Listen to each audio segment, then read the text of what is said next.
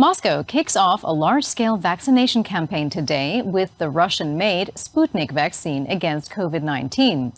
The country says it's produced around 2 million doses to date and will distribute the vaccine free of charge. Doctors, teachers, and social workers are among those first in line to receive the jab. The rollout is going ahead even though clinical trials have not yet been completed. Around 40,000 people have already taken part in trials for Sputnik V, one of the two Russian vaccines. Trials for both are ongoing, but the vaccines are already registered and being rolled out across Russia. Doctors and teachers are first in line to receive the jab, which authorities have emphasized will be free and voluntary.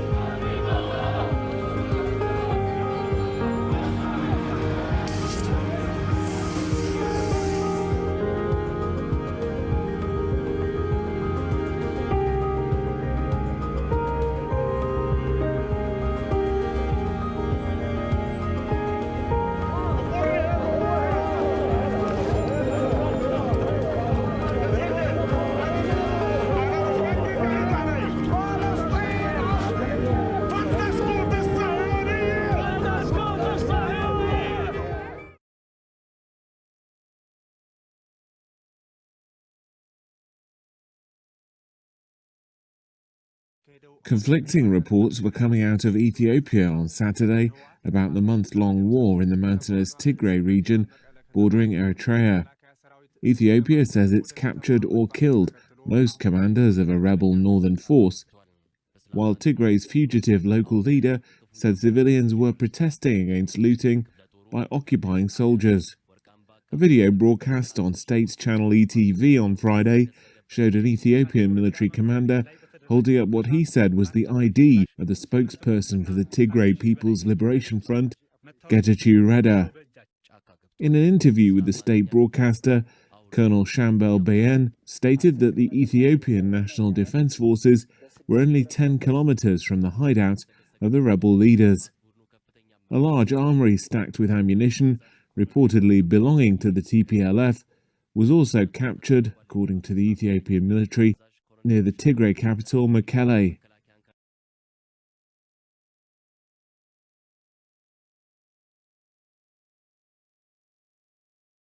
Rosanna, the victim is a 29-year-old man who tonight is in the Flinders Medical Centre. He was attacked by a great white while surfing at a spot known as the Sewer at Destries Bay, which is on the southeast coast of KI and a popular spot for surfers. Police say the man managed to paddle back to shore, where a Good Samaritan drove him towards Kingscote. They were met by paramedics and then the rescue chopper was called to fly him to Adelaide. He's said to be in a stable condition tonight and thankfully his injuries aren't considered life-threatening. There hasn't been a shark attack on KI for more than a decade.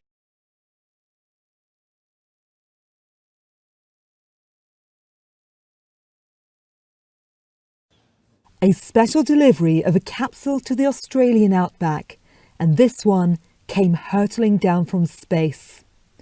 And it may contain some answers to help us to understand the origins of our solar system and how life began. This is the end of the Hayabusa 2 probe's mission that was sent to the 4.6 billion-year-old asteroid Ryugu to collect samples of the rock.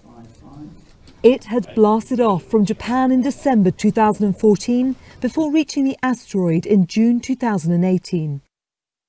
It touched down twice on the asteroid Ryugu. Once in February last year, when it fired a pellet at the surface of the rock to kick up debris. It landed again 5 months later to collect dust and rock from under the surface, making it the first probe ever to achieve this.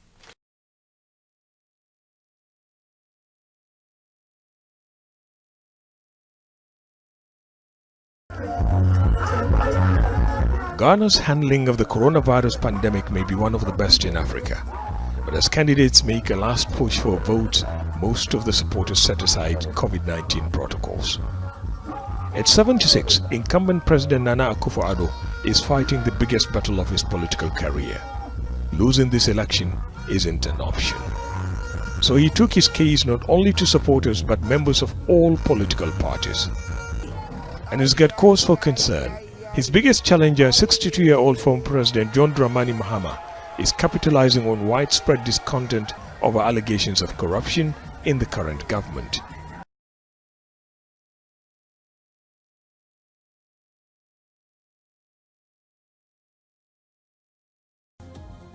Thousands of protesters are rallied in the Armenian capital on Saturday in a renewed call for the Prime Minister to resign. According to reports, there were upwards of 10,000 protesters at the rally, which makes it one of the biggest demonstrations in Yerevan in recent weeks. Several demonstrators were detained by the police. Protesters are demanding Prime Minister Nikol Pashinyan to resign over the peace agreement with Azerbaijan. The protesters chanted Nikol the traitor and Armenia without Nikol and waved the flags of Armenia and Karabakh. Pashinyan announced a ceasefire ending weeks of war over the disputed region of Nagorno-Karabakh that left thousands dead.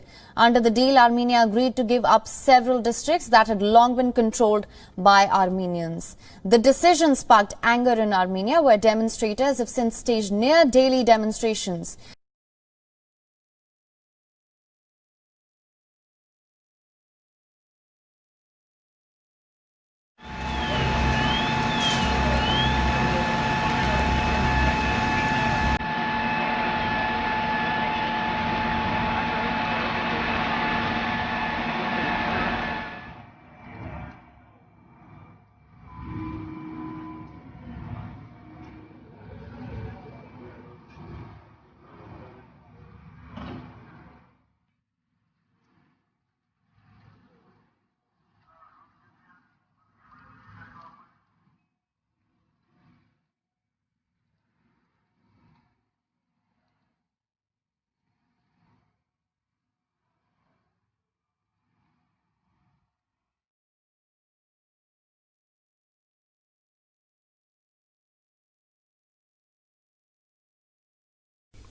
So you will recall that on the 18th of November, we had this media briefing and reported that some of our question papers had been leaked, as I've indicated, and can confirm that indeed the Maths 2 paper and the physical science paper were leaked.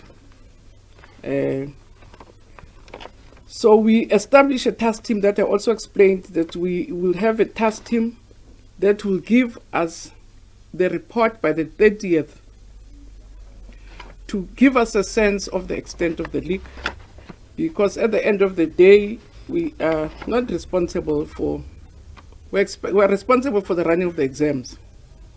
But the final weight about whether what we say is acceptable, the exams have integrity, it's not in our hands.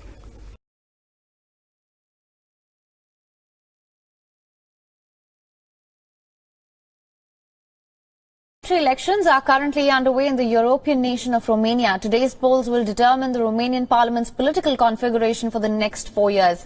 The general election is expected to restore stability in one of European Union's poorest and most populous nations. The latest opinion polls are currently favouring the ruling party, and the governing party is expected to win the seats despite criticism for handling of the pandemic.